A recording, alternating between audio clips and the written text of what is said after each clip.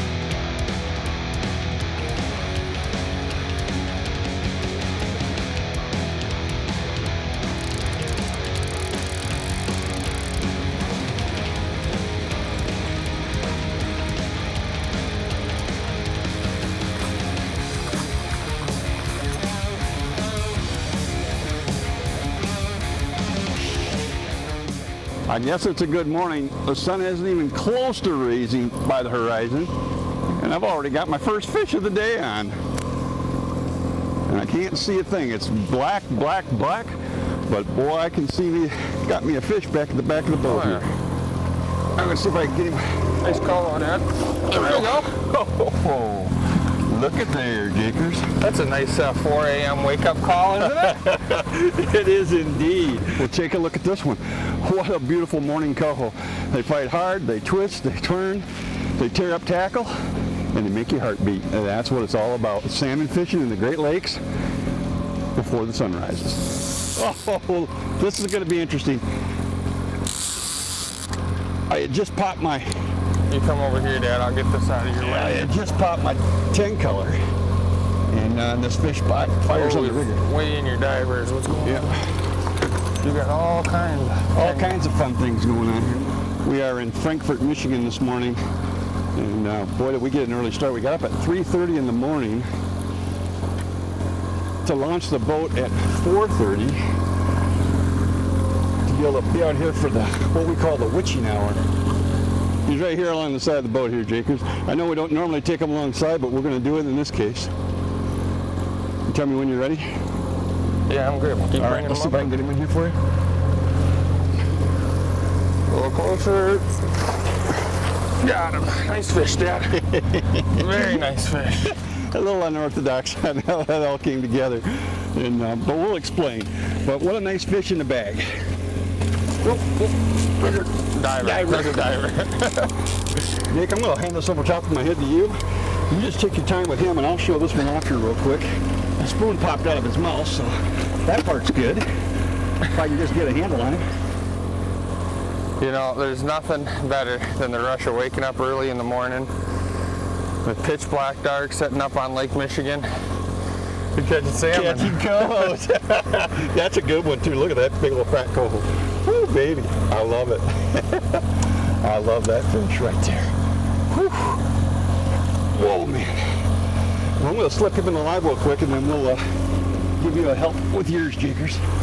But you can see the sun coming up behind me on Lake Michigan, catching salmon in August. I mean, it is the most, I guess, probably stereotypical thing in Lake Michigan is that August salmon run, and that's exactly what we're doing. I've been doing it since about as long as I can remember.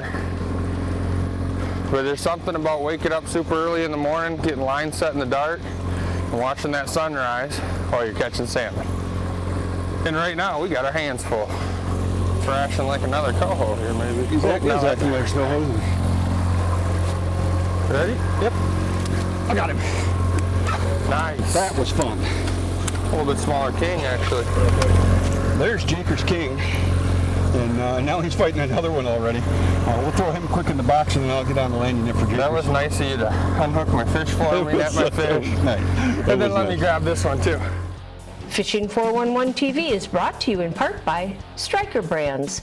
Go early, go late, go prepared. Fishing 411 TV is brought to you in part by Fishhawk Electronics. Going fishing without a fishhawk is called boating. It's hard to beat that witching hour, you know. You come out here in the dark because you want to be set up for when that sun's coming up. That's when it's that best bite. It's always about timing with the salmon fishing. Here you go, Dad. Pull that diver off.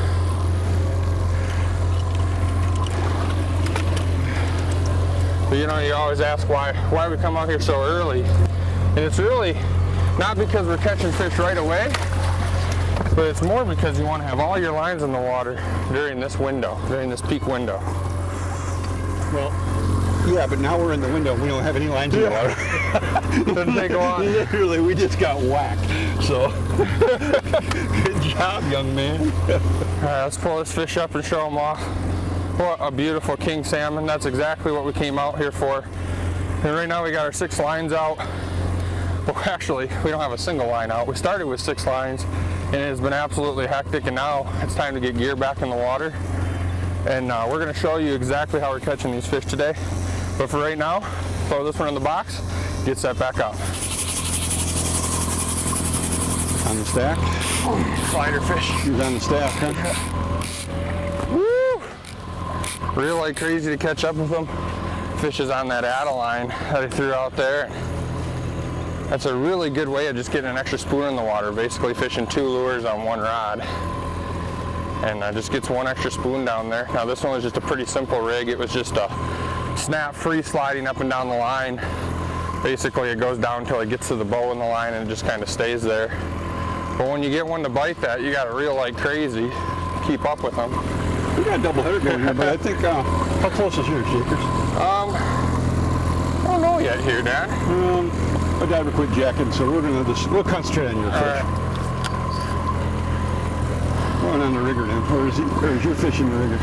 I don't think so. I think we just got one on the rigger. Okay. It's been crazy. Well, let's just take them one at a time here, I guess, huh? There we go. We'll take him on the side here, Dad, because this is about the only side he wants to come. Well, apparently that's the way it wants to be. We got the That's the way diver it's out of the gonna way, got it open, so now we should be good to go as long as he plays be. Nice. plays nice.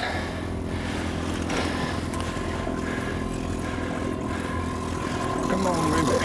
He don't want to play nice, does he? Ready? Yep.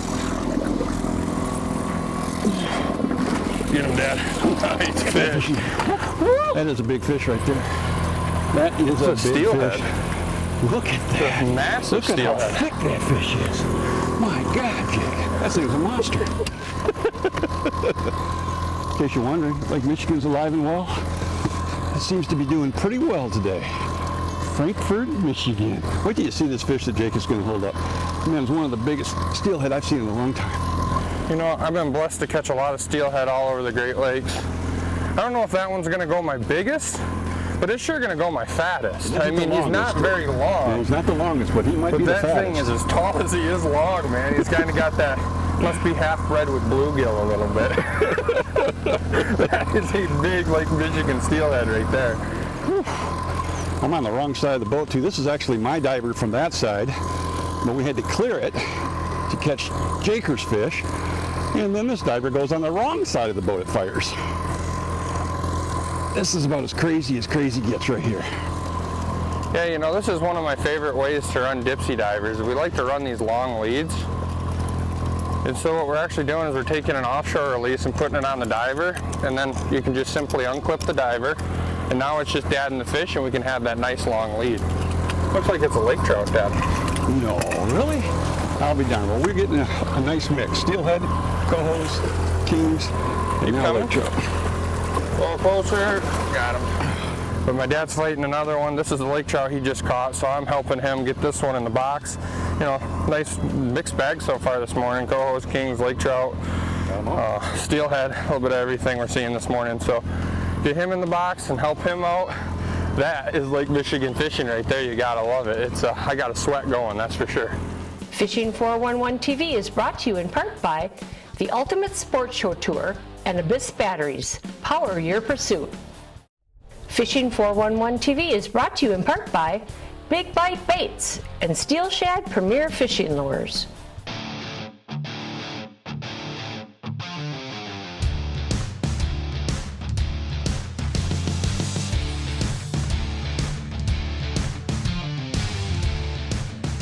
Smokercraft Incorporated and Suzuki Outboards presents the 411 on Fishing.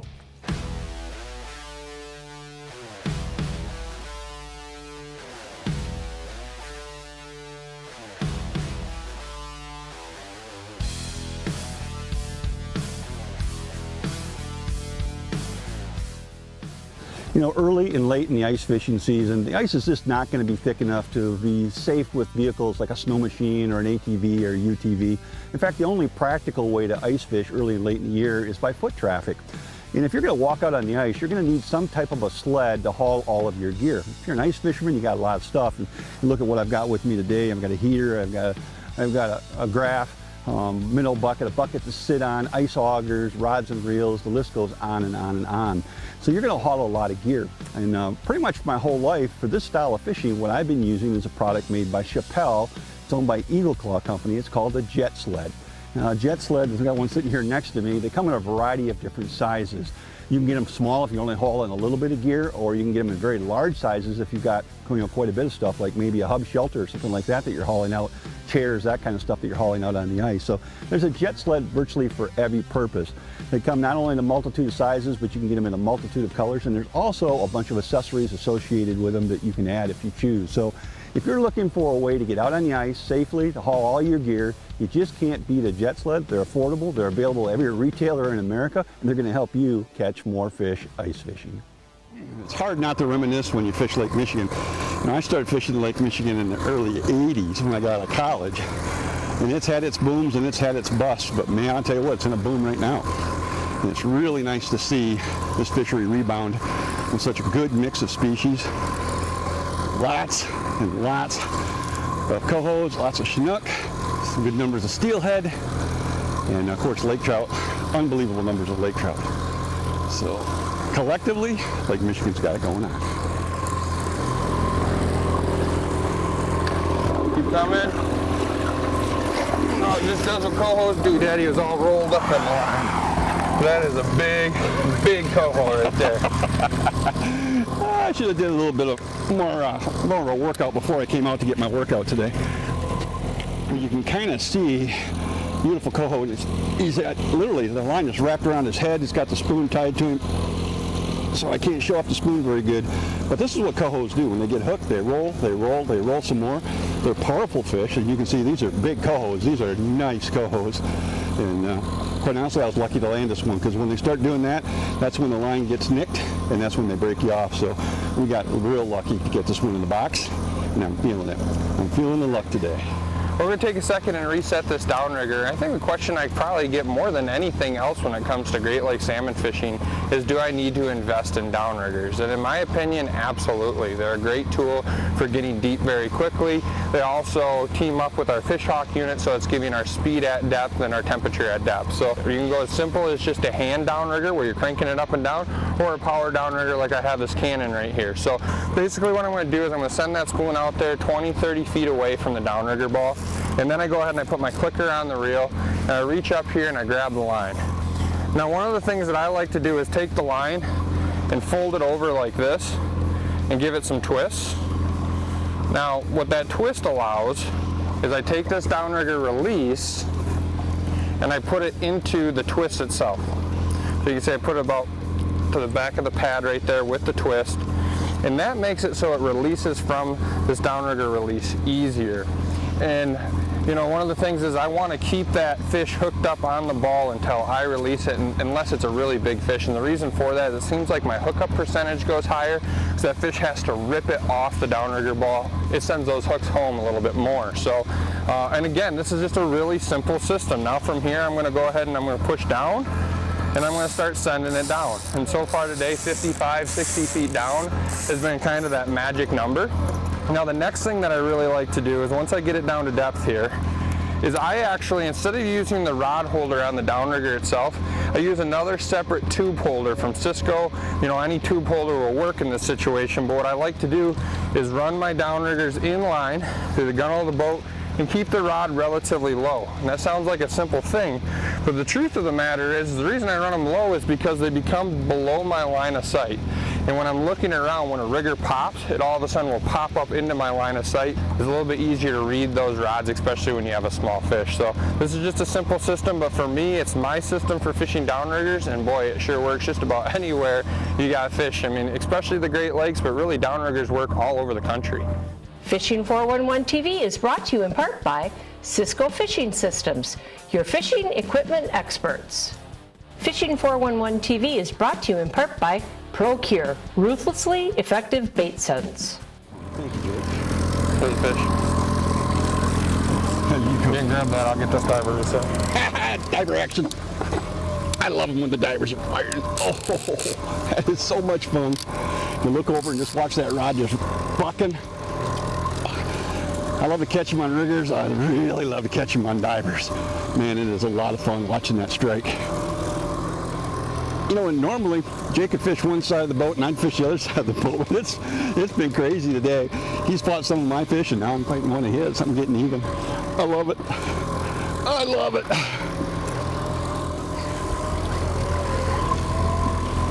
Go ahead and pop that diver off for you, Dad. Oh, there you go. All right. Landing that, son. Keep them coming just like that. Nice, nice coho. Oh man, that's a pretty one right there. That is a pretty one. Don't get much better than that. It definitely doesn't. It's been a great year of salmon fishing on Lake Michigan. In fact, all the Great Lakes have really been productive salmon fisheries this year. Absolutely wonderful. Well, you know, the witching hour is over. That sun is above the horizon, and in the dark and at twilight, we always start out with spoons that have glow on them. This is a glow back one here. We're going to take this off and we're going to switch up our gear a little bit. Rotators and plugs like spinning fish have been very good as well. And with the sun up a little bit, those rotators should fire. So we're going to switch this out for a rotator plug and see how that works this morning. Yeah, this diver just pegged to the water, and I had it 150 feet out, and before I knew it, it was 350 feet out. Just scream and drag. Well, that can only be one thing. I'm pretty sure you're looking at the mighty chinook salmon. We really had a lot of fun today catching all different size, you know, species of fish too. We caught kings, cohos, steelhead, lake trout. Doesn't get any better than that. And the cohos, honestly, for me, is the coolest thing. Seeing these big cohos, but I guess I can't complain because I got a screaming king on too right now. So I guess we're just picky today. Yeah. Looks like he might have picked up one of your lead core longs there. I see the lead core dragging a little bit, so take it as it comes, man. That's, when you get a fish that big, you cannot control him. He's going to go where he's going to go. So. And that fish bit over on this side of the boat on a dipsy diver on a 2 setting, so that diver's well over here. Next thing you know, he's way over here, pulling out all kinds of line, getting tangled in the lead cores over there. Tangling, it's all part of salmon fishing. It's all part of the fun. Yep. Pop this off here. Oh, he's really tangled. I don't know how I'm going to get that. Hand over hand him, and then I'll scoop him for you. We'll get that fish in the boat.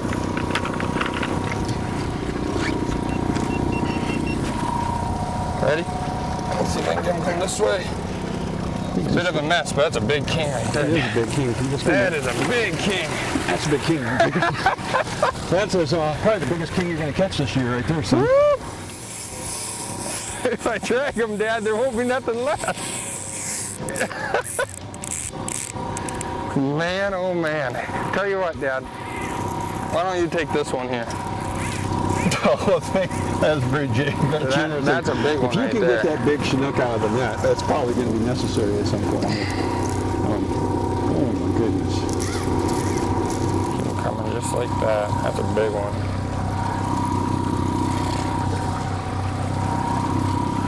That is a big king, Dad. Maybe I'll tip that way. That is a big king. Ready? Yep. Oh, that is a net full. Oh, that's a net full.